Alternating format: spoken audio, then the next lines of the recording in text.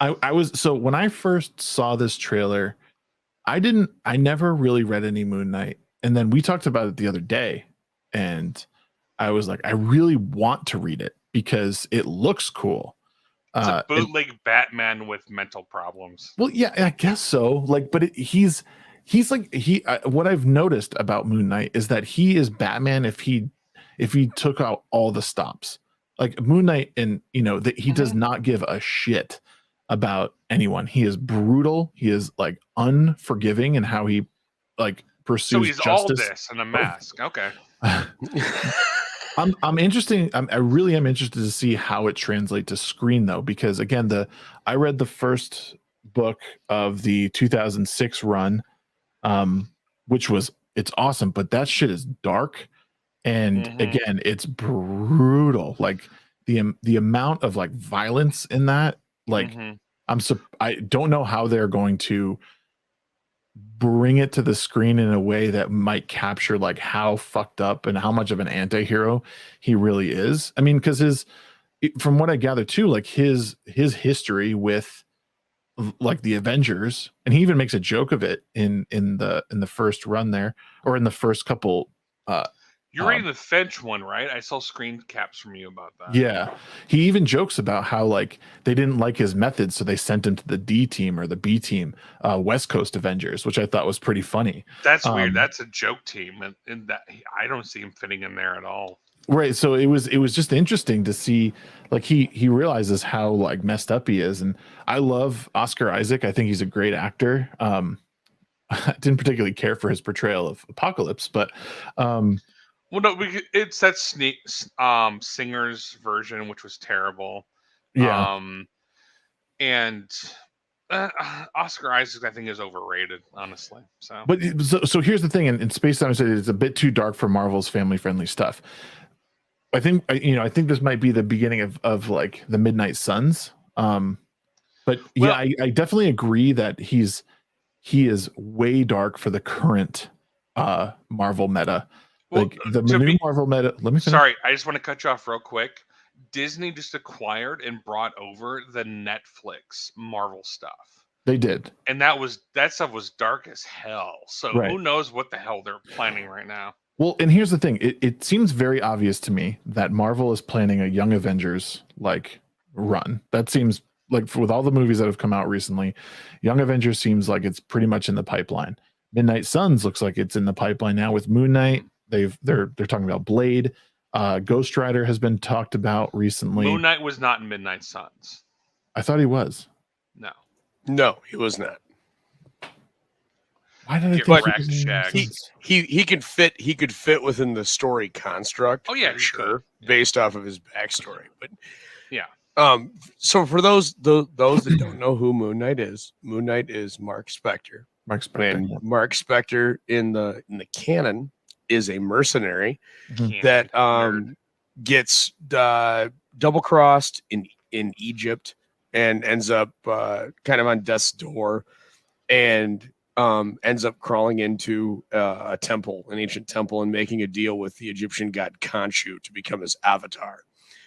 Now, there's multiple arguments in canon as to when fractured personalities begin, but after that, he creates the multiple other personalities. And initially, it's suggested that it's conscious, and then as the series progresses in comics, it becomes evident that it's an unconscious thing. And Spectre's crazy, right? And there's even some series that question whether or not the whole Moon Knight thing is even happening, or if it's all in his head. And the personalities are that you've got Marc Spector, which is the arguable primary. You've got Jake Lockley, who's kind of his street level personality, who's a cab driver. You've got Stephen Grant, who represents the affluent, erudite personality. The Bruce Wayne version. Yeah. And then you've got the most recent addition was Mr. Knight. And Mr. Knight is kind of it's the Batman when he's talking to Jim Gordon. Personality, and then you have Moon Knight. Was it Mr. Knight the one in the suit? I'm sorry, Mr. Knight is the one in the white suit, and for Space Zombie, double crossed and saved by a deity like Spawn. No, Oh, really? Spawn is like Moon Knight. Oh, okay. Was that he was after? Okay. Oh yeah. Like Moon Knight is there's more. Actually, Spawn is a combination of Deathlock and Moon Knight. Is the best. Cool. That's the best compliment I can give Spawn. Okay. Yeah. Which is shocking from him. He never compliments Spawn. Yes, no, that's a good rundown, because like, I mean, I forgot to sort of mention like who Moon Knight was, and you articulated much better than I ever could have. But I mean, bottom line is I definitely enjoyed what I've read so far. I'm like halfway through the second book, which is a little bit longer than the first one. But it's something that I want to finish, and then I want to read the Lemire stuff, because Lemire is like one of my favorite writers. No, Aldous would pronounce that Lemire. Yeah, and then after that is also the Ellis run. The Ellis run is excellent as well. Okay. That's where you get Mr. Knight. Mr. Knight is kind of the it's kind of the apex right now of the personality. And I haven't read any of the newest run. We don't talk about the Bemis run, because the Bemis run is awful. So Bemis? Who's Bemis? You mean Bendis? No, Bemis. Is that the newest one? Because there's a 2021. No, that was 2018 to 2019, 2020. I just remember Bendis that was did the Lemire one where he thought he was Spider-Man and Wolverine and Cap. Yes. That we don't talk about that one either. That was awful. I do just to shame you for liking Moon Knight. So I don't think I've watched the final trailer one. I think I watched the first official one that like had like shots of him. So this is kind of the first time for me watching this. So just to recap before we watch this again, the Steve Grant personality should be, it's the Bruce Wayne clone. He's high society. He's extraordinarily wealthy. He's the representation of everything that is upper crust. The Jake Lockley personality is the street level personality. Mr. Knight is kind of more of a criminologist, still violent and edgy, but still intelligent. And then Marc Spector, actually noir. A noir detective is a really good way to put it. He's kind of like Sam Spade, just a superhero Sam Spade. And then Marc Spector is he's just an average guy that was a mercenary. So taking those into account, let's fire up the trailer and see how bad Disney messed up. Grant, or the British version that was Bruce Wayne, from what I've seen, is the Night at the Museum Ben Stiller character. So have fun with that, Aldous. Oh boy. Okay, well let's watch.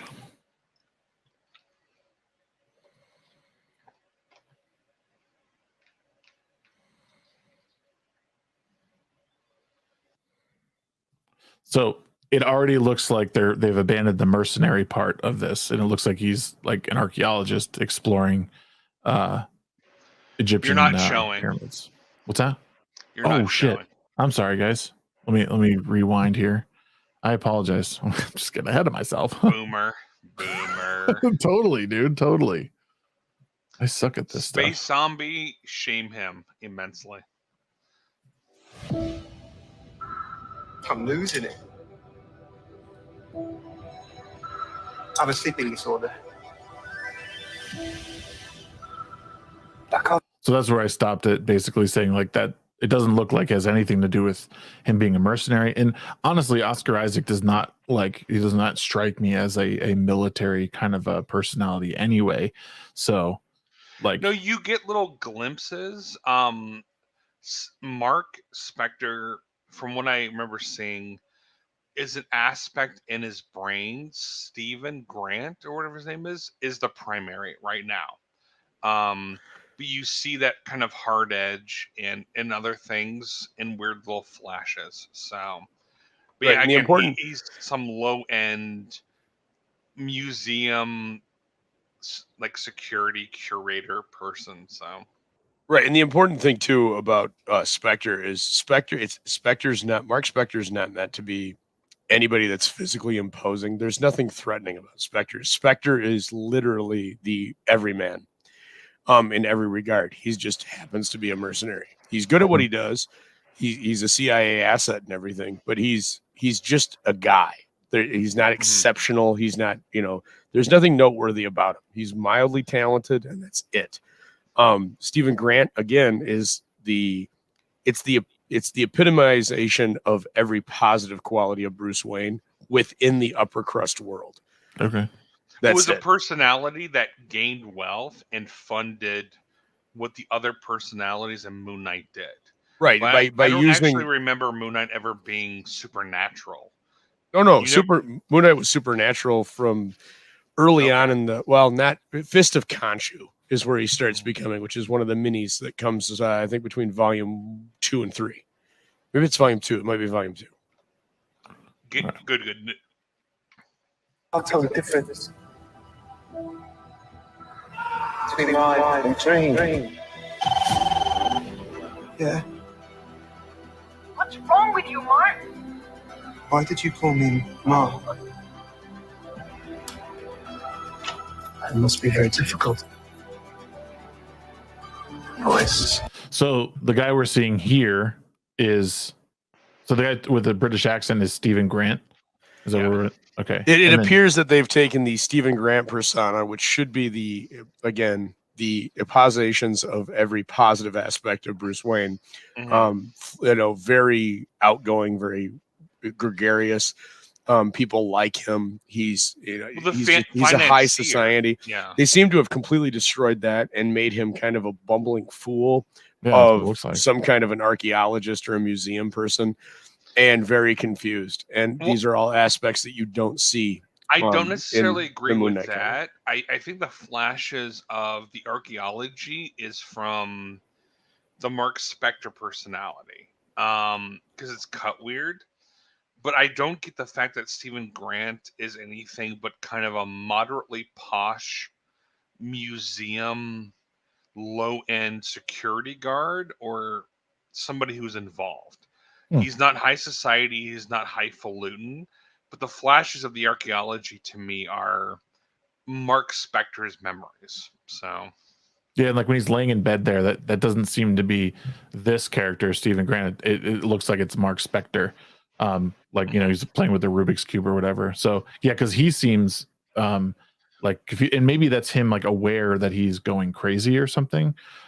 He could be a high-end person who works in a museum or does certain things, and he is affluential. Yeah. And the other personalities are starting to creep up into his purview. Mm-hmm. He still potentially could have that aspect. But this seems like Stephen Grant dealing with the fact that he is realizing he's losing his shit.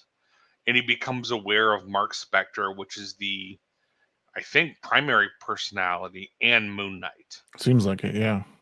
And then I think there's a lot of flashes, or initially it's the atypical Moon Knight who's very supernatural fighter. Mm-hmm. And then at some point it will transition to Mr. Knight. So okay. In your head. There's chaos in you. Bro, that's awful right there. That's just awful.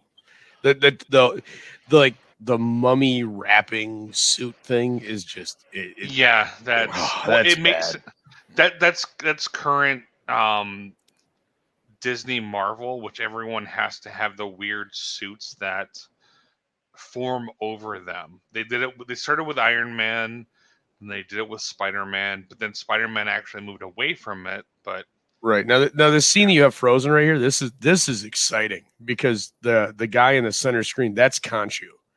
So right here, Khonshu plays a huge part in Moon Knight because he's in. And it looks like he's in this Mr. Knight persona next to him. Right. Mm-hmm. So Khonshu constantly talks. And so like in the comics, you'll have moments where Mark just is suddenly in his head and he's talking with Khonshu. Mm-hmm. And sometimes it's just a floating skull. And it's just the floating skull of Khonshu and they're talking. And they're having a conversation, and the next thing you know, he's in his Moon Knight garb and he's beating the hell out of somebody. It really plays well with the time jumps because you can use that inner monologue of what's going on in his head between him and Khonshu, because he's the avatar of Khonshu on planet, and that's the differential from Batman. A lot of people paint Moon Knight as Marvel's Batman, but they did a really good job of kind of making this their own and taking him off in a different direction. And really, Lemire and Ellis were the ones that really hit the nail on the head and really drove it home with what had been done beforehand, and really kind of defined it and really defined the character. But that Houston and Finch run that you're reading is excellent. It's just it shows the brutality. I read 5 issues and it was garbage. Well, I feel like maybe I got it totally wrong, but Khonshu, like in that one, he sort of does he take the form of other people, like because he kept being visited by like he'll just appear as like his buddy there who's he ripped off his face, Frenchie. And yeah, he's just like standing there, and all of a sudden, it's obviously because the statue is always in his apartment. The Khonshu statue is always like standing in his apartment, but then like if he's alone or even someone's near him, like all of a sudden there'll be like the guy standing behind him talking to him, and then Mark is just like, oh, well, what the fuck, like like get out of here, like this isn't what I want to do. This is not. I don't know. It seemed like it was taking a different form in that particular. I always took that. Maybe it's because I read all the previous series, but I always took that that's just occurring within his head. Oh, okay. It probably, but either way, it was still a really fucked up like moment in that because it happens to him over and over and over again. You obviously like this guy is struggling with his sanity like at every minute of the day. Yeah, this is a cool shot though too.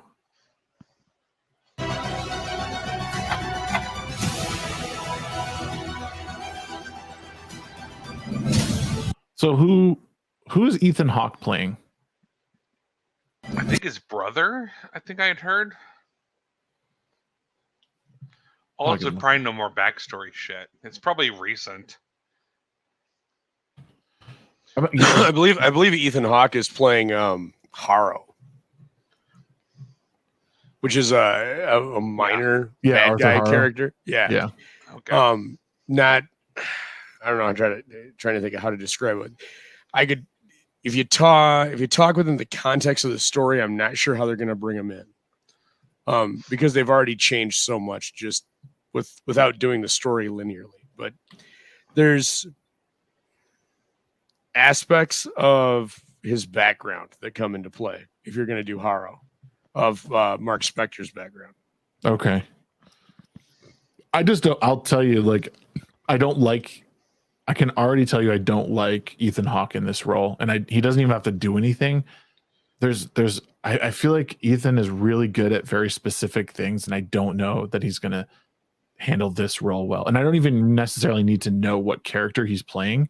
He's playing somebody who has embraced the chaos, while Mark/Steven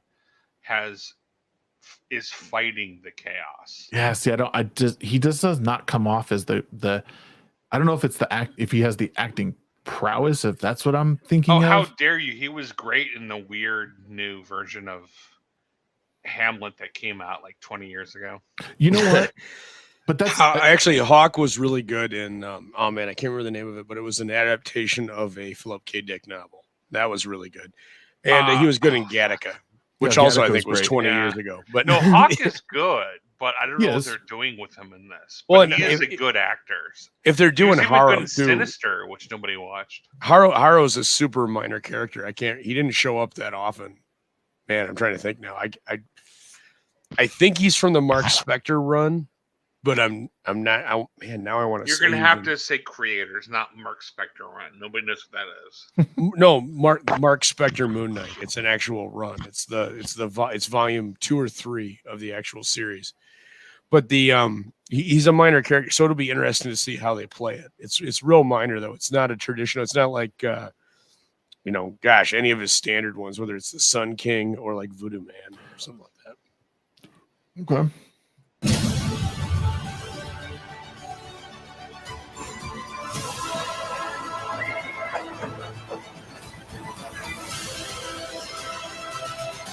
Moon Knight is a character who confuses me so much. What's that? Said Moon Knight is a character who confuses me so much. Because when I first got introduced to him, he was a crazy Batman-esque character.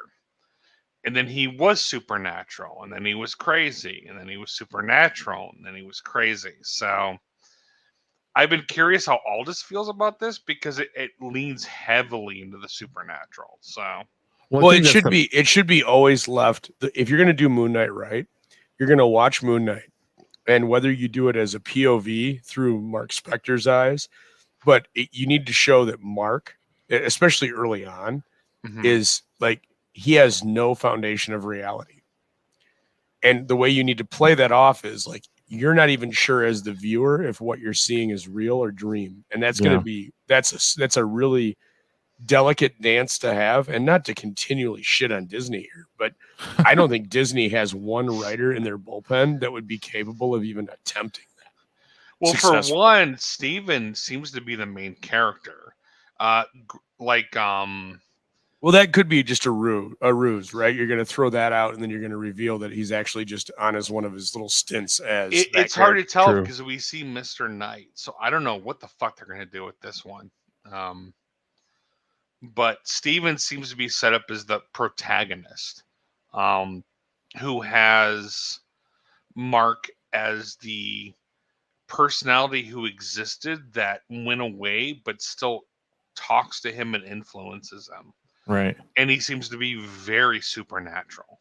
That's what I get at. But the supernatural thing makes sense because they're getting into that in the MCU, like with Blade, with I guess we haven't seen anything with Blade, so shut up.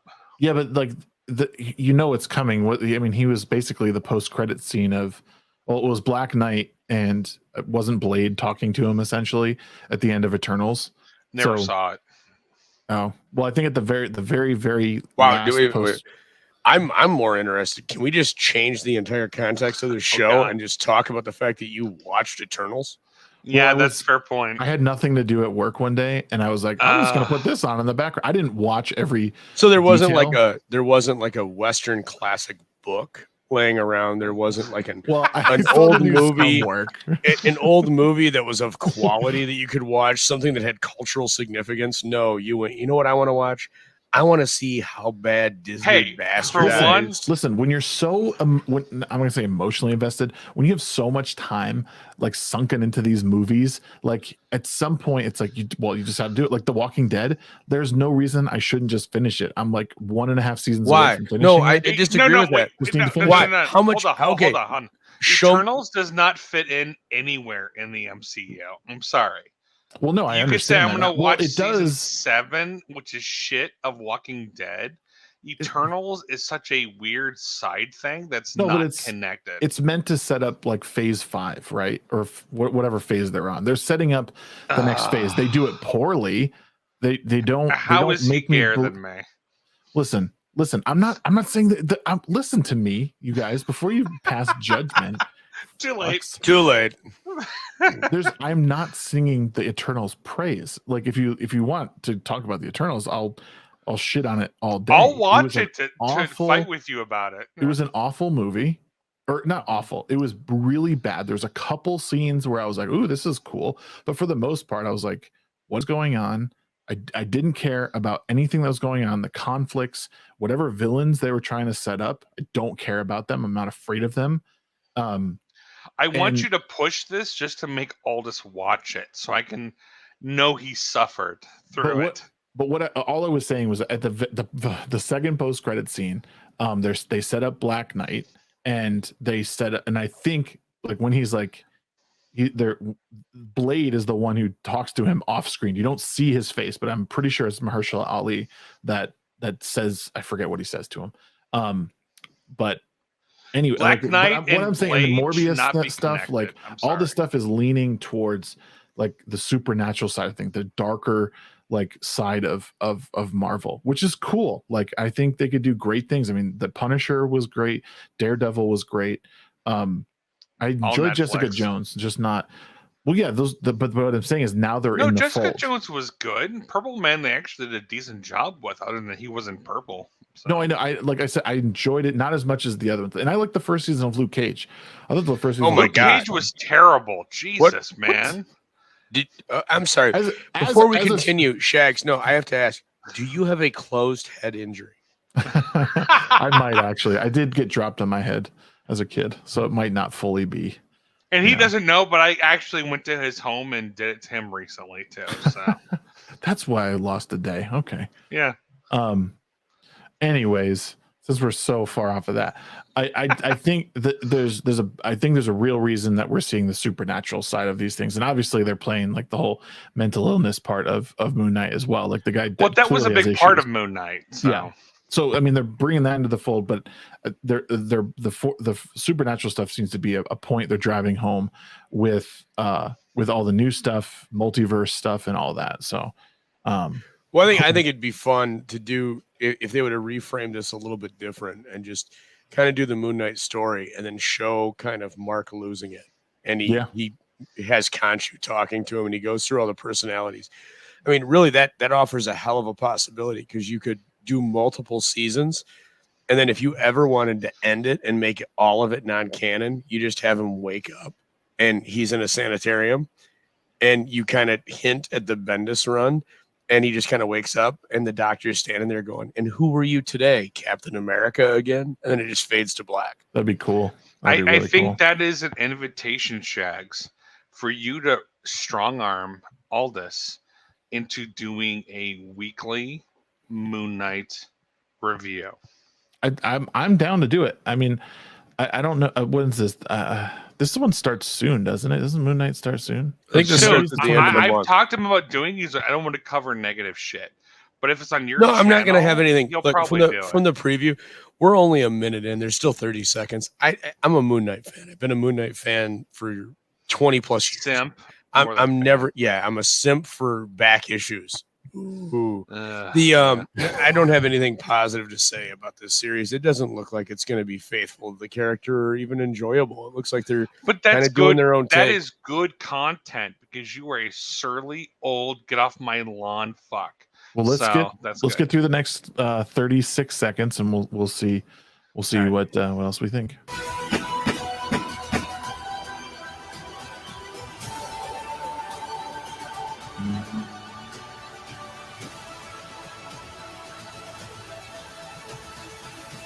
Ooh, was that? He was just walking up behind him. Yeah, I was gonna say he's just walking up behind. This is like the first, well, I guess second time we see him. We don't hear him talk at all in these trailers. Well, I sent you the video for the elevator scene, which showed Khonshu a lot more. Oh, okay. But neither one of you watched it. So. Well, F. Murray Abraham is playing. Well, he's voicing Khonshu, so that'll be. Oh, cool. He's good. Yeah, he's. That'll be nice. Salieri as Khonshu. Yep. Yeah. Embrace the chaos.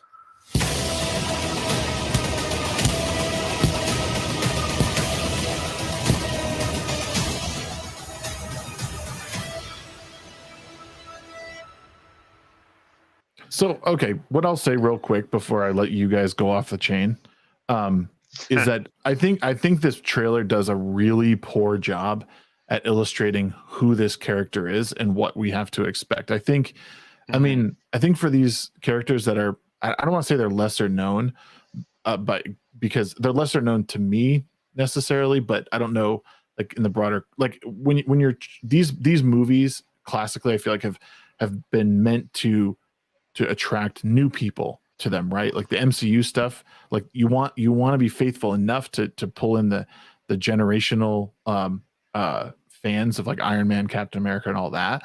But like all these new things are meant to attract like another audience, like who you don't know who Moon Knight is. Like even if you didn't read Captain America or Iron Man, you still knew who they were. And I feel like Moon Knight might be one of those characters that a lot of people are just like, who the fuck is that guy? I don't really know. And I think this trailer just does a piss poor job at like really illustrating who they are, essentially who they are, and even like who the antagonist is in this. You know, like you see him beating up a couple people, you see him like confused holding a gun and like obviously fighting people, and he looks really confused.